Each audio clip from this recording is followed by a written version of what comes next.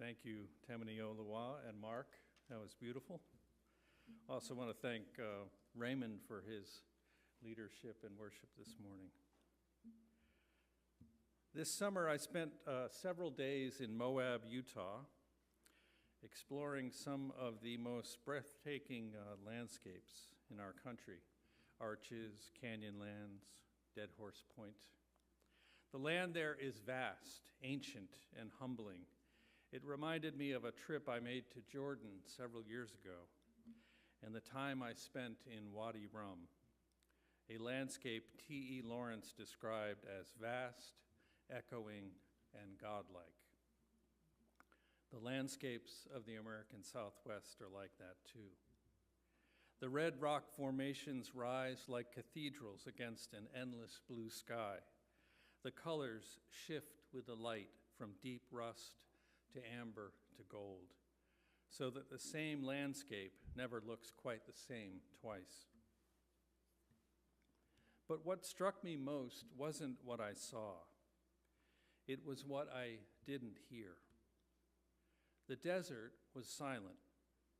During the day, there were no insects buzzing, no birds calling, no wind rustling through trees, no hum of traffic, no voices, no background noise.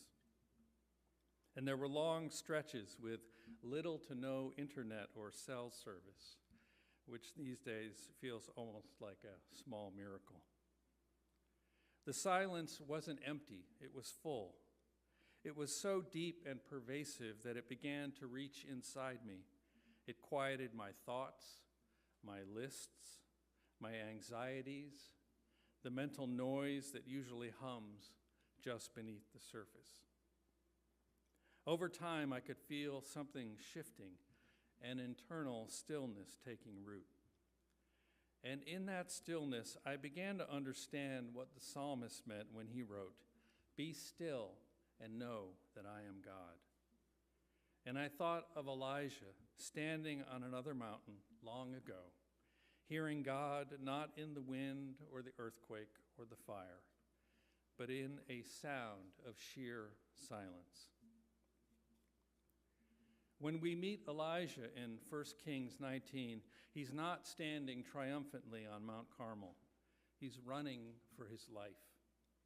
Jezebel, the queen, has vowed to kill him after his prophetic confrontation with the prophets of Baal. And so Elijah flees into the wilderness, a man utterly spent. He collapses under a broom tree and prays that he might die. "It is enough now, O Lord. Take away my life." This is not a triumphant prophet. This is a man undone by exhaustion and fear. And what does God do? God doesn't chastise him. God sends an angel to him to let him rest, to feed him, to give him water. Twice the angel says, "Get up and eat. Otherwise, the journey will be too much for you." So strengthened by that food, Elijah journeys 40 days and nights to Mount Horeb, the same mountain where Moses met God. And there, in the solitude of a cave, he waits. Then comes the question that echoes through this story. What are you doing here, Elijah? It's not condemnation, it's invitation. God is inviting Elijah to tell the truth of his heart, to speak his fear, his fatigue, his loneliness. And Elijah does. "I have been very zealous for the Lord," he says. "I alone am left, and they are seeking my life." He feels alone, he feels forgotten, he feels finished. And God answers not with an argument, but with an experience. God tells Elijah, "Go out and stand on the mountain before the Lord, for the Lord is about to pass by." And then comes the drama. A great wind tears through the mountains, splitting rocks, but the Lord is not in the wind. Then an earthquake shakes the ground, but the Lord is not in the earthquake. Then a fire blazes, but the Lord is not in the fire. And after the fire, the sound of sheer silence. The Hebrew is subtle. It can mean a gentle whisper or a voice of thin, fine silence. It is sometimes translated, as in the King James, as the familiar still small voice. But the sense is deeper than that. It's not just quiet. It's the kind of silence that seems to vibrate, to hum with presence. A silence that isn't empty, but full, alive with God. And that's when Elijah wraps his face in his cloak and steps out to the mouth of the cave, because he knows that's where God is. We tend to think of silence as absence, but in this story, silence is revelation. It's the medium through which Elijah finally perceives what all the noise had obscured, the reality of God's nearness. Wind, earthquakes, and fire are the stuff of spectacle.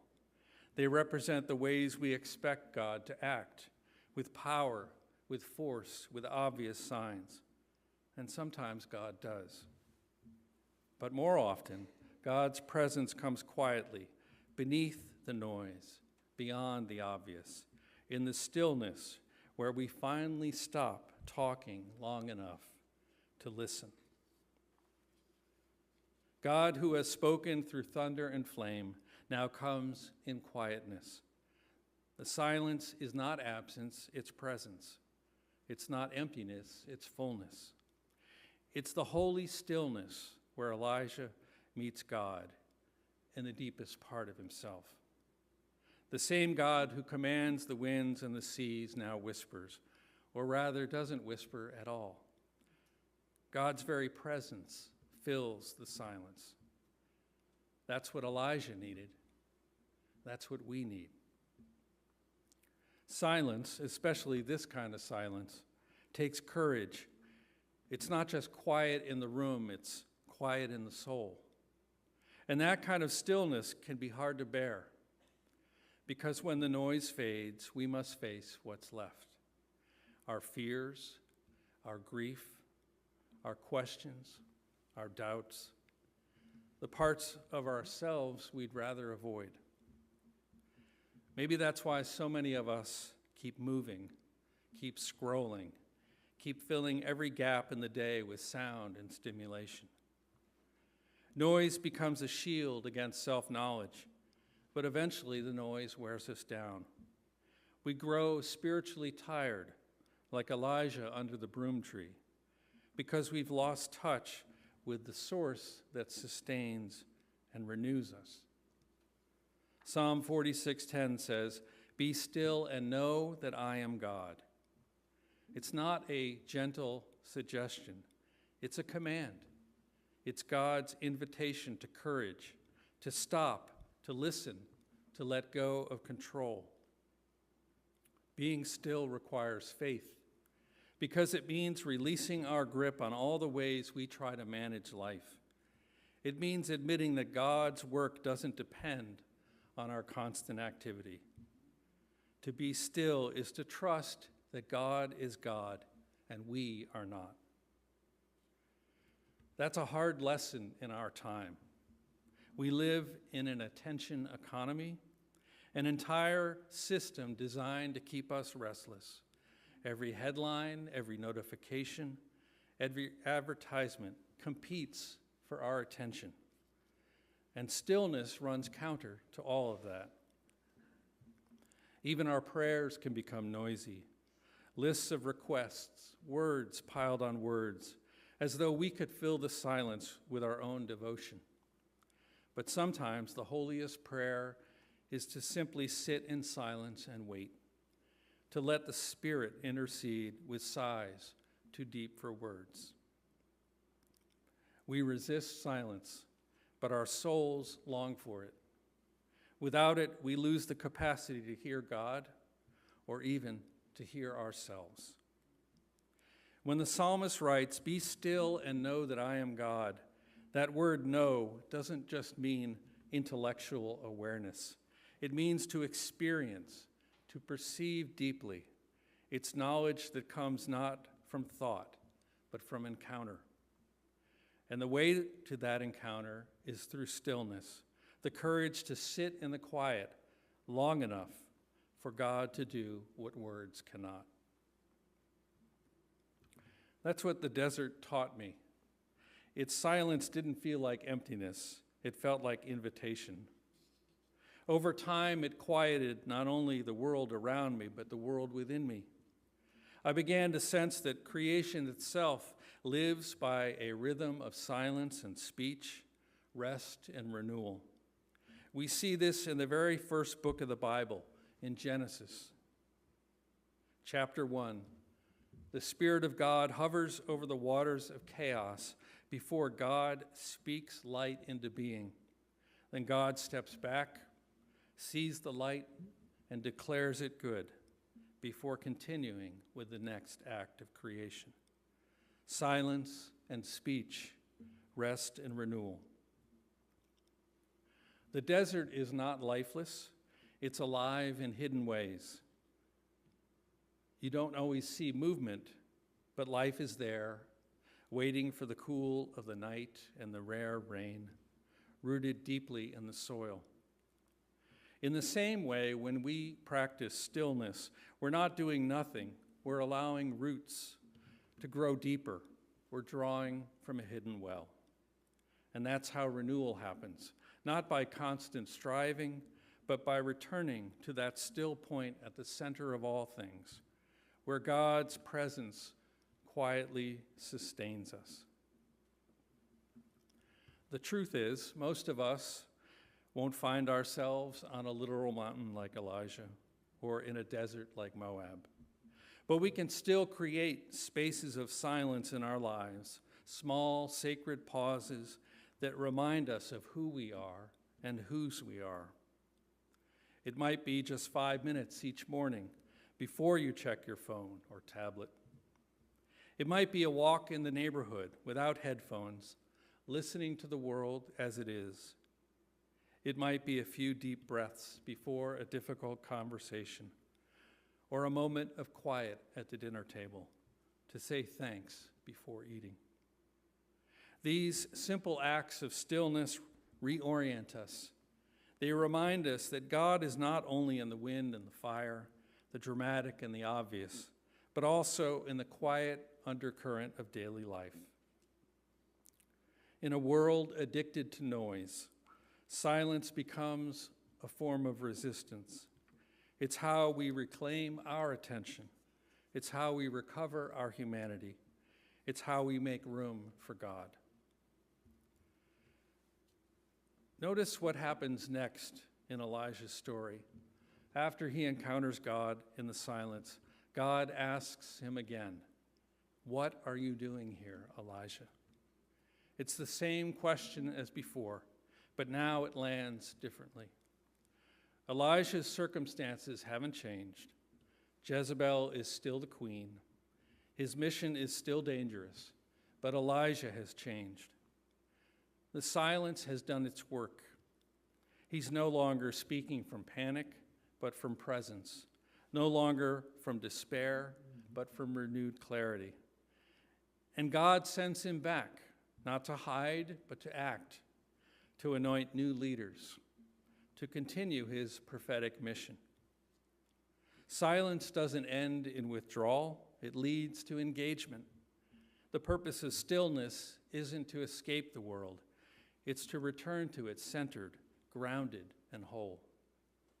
Elijah goes back into the noise of his world, carrying the silence of God within him. That's our call, too.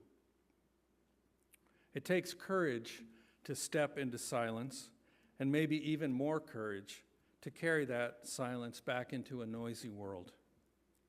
Because when we are still, we begin to hear not just God's voice, but the truth of our lives, the people we've hurt, the things we've avoided, the ways God is calling us to change. Silence reveals, but it also heals. It's in the quiet that God reminds us, you are not alone, You are not lost. You are not defined by your busyness.